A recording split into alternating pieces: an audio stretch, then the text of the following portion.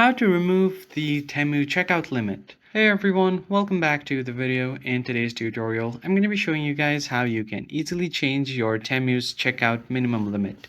But before getting started, make sure to like the video down below and subscribe to the channel. So the first thing you need to do is make sure that your app is up to date and then just open it up. Now once you open up your app, make sure that you are logged into your account. So once you're logged in, the very first thing you need to do is find the U tab at the bottom navigation bar. Just tap on the U section right here. And once you have done that, you should be able to see your U page.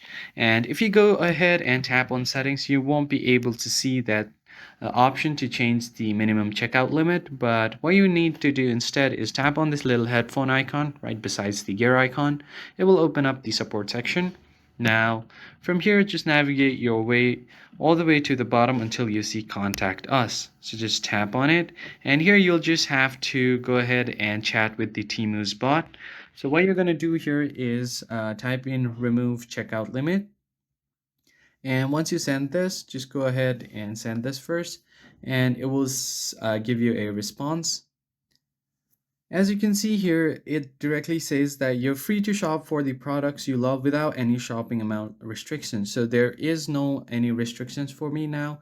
The checkout limit has been removed, but in case it displays something like this, here you just want to choose this option saying no, I still want to remove the order limit, because they want to let you know that your minimum order limit is in place to reduce the packaging waste and carbon emissions. So to meet these standards, if you still want to continue, just tap on no, I still want to remove the order limit, and then they will tell you that the order limit has been removed. And it's as easy as that. I hope you found this tutorial helpful. I'll catch you guys on the next one.